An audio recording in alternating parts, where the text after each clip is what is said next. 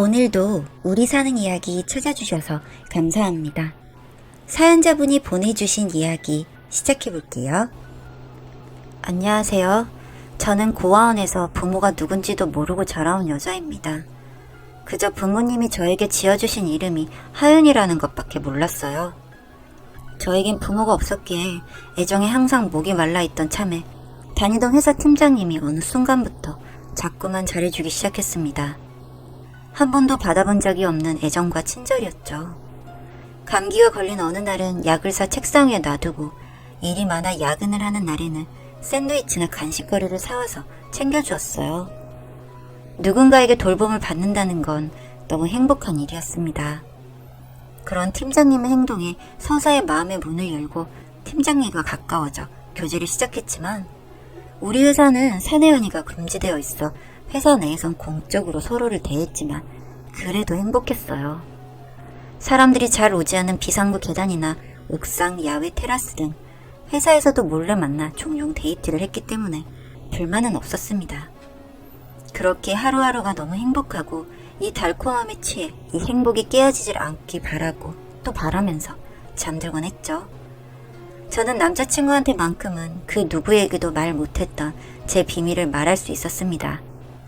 나는 고아원에서 자라 부모님도 모르고 이때까지 너무 외롭고 힘든 시간을 보내었다고 말을 했죠. 남자친구의 반응이 두렵기도 했지만 그렇게 고백한 저에게 남자친구는 위로해주고 앞으로 그 불행한 시절로부터 자신이 해방시켜 주겠다며 절 안아주었습니다. 너무 고마웠어요, 그 사람이. 저는 이 사람이라면 평생을 함께해도 될 듯 싶어 결혼을 전제로 생각하고 있던 어느 날이었어요. 그날은 저희 부서가 회식을 하는 날이었습니다. 회사 입사 동기 중 가장 친했던 여자 동기가 있었는데 그날 그만 폭탄주에 못 이겨 취해버린 거예요. 제가 집까지 데려다 주려고 했는데 남친이 제가 힘든 거 못 보겠는지 본인이 데려다 주고 다시 오겠다고 하더라고요. 그렇게 그 둘은 자리를 비웠는데 그날 술자리가 끝나도록 오지도 않고 연락도 받지 않았습니다. 저는 남친이 너무 걱정됐습니다. 평소에 연락이 이렇게 안 된 적이 없었기 때문에 혹시라도 사고가 있는 게 아닌지 너무 걱정이 됐어요. 하지만 그 다음날 남친은 출근을 잘했더군요. 제 연락이 온 것도 모른 채 동기를 데려다 주고 너무 피곤해서 집에서 잠들어 버렸다고 했습니다. 남친을 믿기로 하며 다음날 동기에게 물어보려고 했는데 동기가 먼저 말을 꺼내더군요. 팀장님이 어제 집에 데려다 주는데 너무 젠틀하고 멋있다면서 살짝 호감이 생겼다고 동기가 그러는 겁니다. 제가 봐도 제 남친이 멋있었기 때문에 그래 하고 말았습니다. 전 추호도 의심하지 않았어요. 워낙 저를 많이 사랑해주는 남친이었기 때문에 동기의 그런 말에도 화가 난다기보다는 그 말에 동의하게 되었으니까요. 하지만 그렇게 말하는 동기 앞에서 비밀 연애를 하고 있던 저는 차마 내 남자친구라는 말을 하지 못했습니다. 혹시라도 서로에게 피해가 갈까 걱정이 돼서였죠. 그런데 그 이후로 남친의 행동이 눈에 띄게 달라지기 시작했습니다. 같이 있어도 핸드폰만 들여다보고 의미적인 연락만 하게 되는 게 계속 불안해졌어요. 그래서 이 불안한 마음을 없애고자 남친한테 결혼 얘기를 꺼냈지만 돌아오는 건 그의 냉대와 짜증뿐이었습니다. 남친이 질린다는 표정으로 담배를 피러 나갔는데 남친이 두고 간 핸드폰을 저도 모르게 손대고 말았습니다. 너무 달라진 남친의 모습에 전 그럴 수밖에 없었어요. 내용을 보니까 다행히 여자와 대화한 내용은 없지만 친구와 한 톡 내용 마지막 미리 보기가 제 이름과 동기의 이름이 같이 보이는 게 마음에 걸려 클릭해서 들어가 보았습니다. 보는 순간 손이 부들부들 떨리며 머리 끝까지 피가 솟는 느낌을 난생 처음으로 느꼈던 것 같습니다. 거기에는 저에 대한 말도 안 되는 욕이 있었고 그날 동기를 데려다 주었을 때 남친은 동기가 부유한 금수저인 것을 알고 저와 비교하는 내용이 적혀 있더군요. 제가 믿고 말했던 내가 고아인 것과 고아원에서 자란 것을 희롱하며 낄낄거리며 남자친구네 부모님이 고아인 나는 탐탁지 않게 여기는 것과 결혼 얘기가 나오는데 부모도 없는 애를 어떻게 데리고 사냐면서 제 가슴을 난도질하는 소리들이 적혀 있었습니다. 그러면서 그 동기는 부모님께 딱 사랑받은 티가 난다면서 절 버리고 동기랑 잘 해볼 거라는 내용 등 도저히 끝까지 더는 볼 수 없어 폰을 끄고 그 자리를 박차고 나가 집으로 들어와 펑펑 눈물을 쏟아냈어요. 남자친구는 여태 날 어떻게 생각한 걸까? 나는 왜 부모님이 안 계시는 걸까? 나도 평범한 가정에서 사랑받고 자랐다면 이런 식으로 무시받고 그런 비아냥이나 희롱을 듣지 않았을 텐데. 너무 눈물 나고 속상해서 자책을 계속하며 밤을 지새웠습니다. 그 다음날 동기와 밥을 먹는데 제 속을 모르는 동기는 얼굴이 수척해졌다며 밥을 사준다고 둘이서 식당을 가게 되었습니다. 그래도 그나마 터놓고 말할 수 있는 친한 동기였기에 남친에 관한 이야기를 하려고 했는데 동기가 팀장님이랑 요즘 잘 되어가고 있는 것 같다며 사랑에 빠진 두 눈을 반짝거리는 바람에 입을 다물었어요.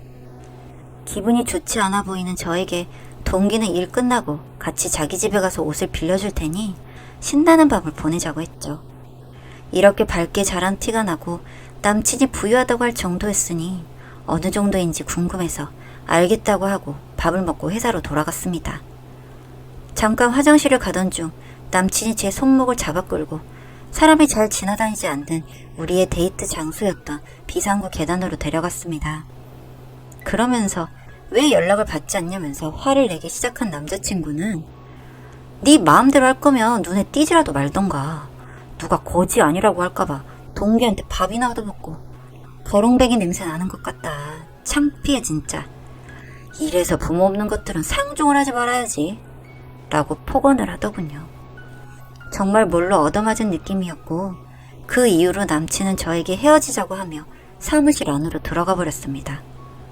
그 자리에서 바보처럼 아무 말도 못하고 가만히 당하고만 있던 저는 눈물만 뚝뚝 흘렸네요. 그렇게 회사가 끝나고 동기와 함께 동기네 집으로 향했습니다. 남자친구를 이렇게 만든 그 동기네 집이 더욱 궁금해졌으니까요. 동기네 집은 2층 단독주택에 정원까지 딸리고 가정부까지 있는 집이었습니다.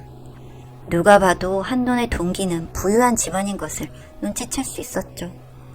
집에 들어가자 온화해 보이시는 동기와 닮아 보이는 동기 어머니와 그 옆에 좀 젊어 보이는 여자분이 계시고 두 분이서 차를 마시며 담소를 나누는 모습이 드라마에서만 보던 모습 같아 부럽더군요. 거기다가 동기는 부모님과 사이가 좋은지 달려가 엄마한테 안기며 다녀왔다고 말하지 뭐해요.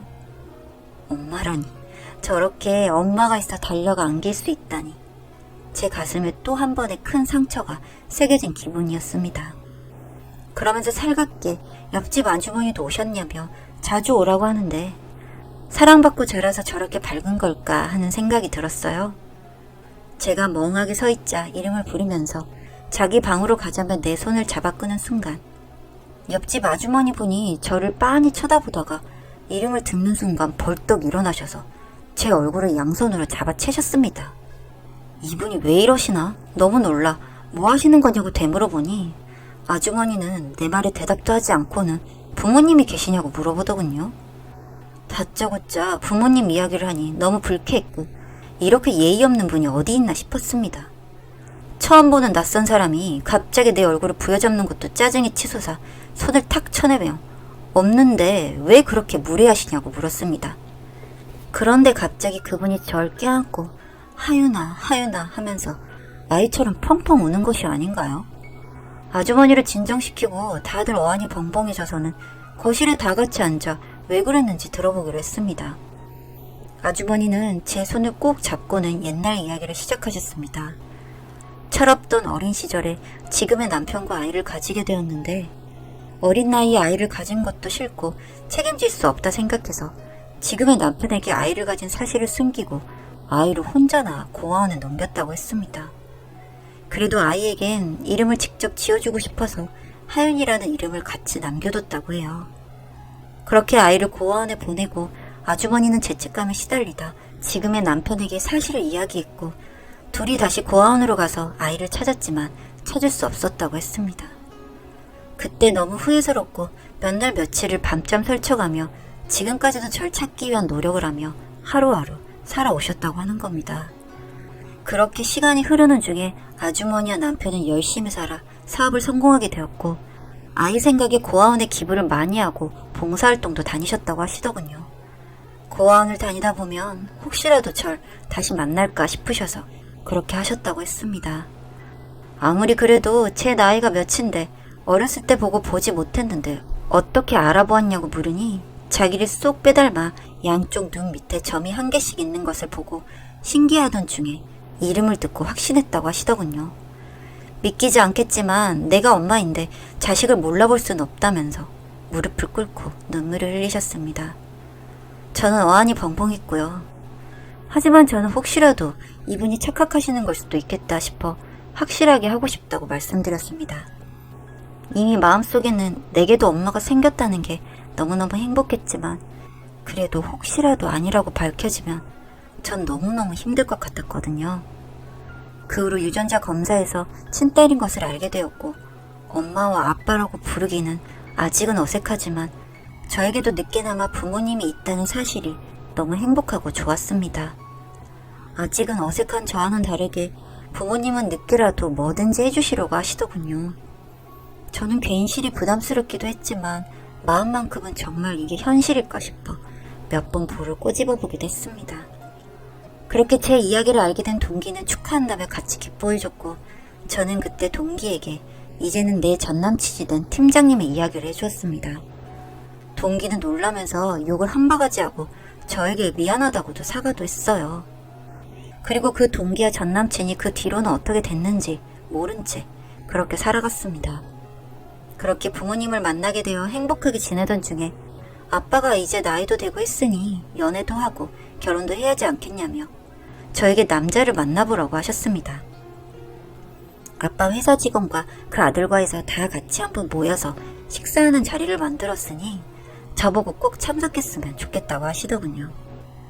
아직은 아빠라고 친근하게 다가가지는 못한 저였기 때문에 이렇게라도 아빠가 기뻐하는 모습을 보고 싶어 그 자리에 나가겠다고 했습니다. 그런데 전 그 자리에서 못 볼 걸 보고야 말았습니다. 그 자리에는 제 전남친인 팀장님이 앉아있는 거예요. 전 남친은 놀란 듯 토끼 눈으로 절 쳐다보고 있었고 아빠는 허허 하면서 저에게 웃어 보이셨습니다. 아빠의 웃는 얼굴을 보면서 절 무시했던 전남친이 보이니까 이제 하고 싶은 말을 할 수 있겠더군요. 이미 전남친은 제가 그 집안에 잃어버린 딸이었다는 걸 알고 이미 안색이 파랗게 변한 것 같았지만 저는 말을 시작했습니다. 아빠가 시간 내서 이런 자리 마련해 주시고 너무 감사해요. 아빠가 이렇게 웃는 모습 보고 싶어서 저도 이 자리에 참석하게 됐는데 지금 제 앞에 앉아있는 남자는 제 전남친이에요. 그런데 제가 왜 이 남자와 헤어졌는 줄 아세요?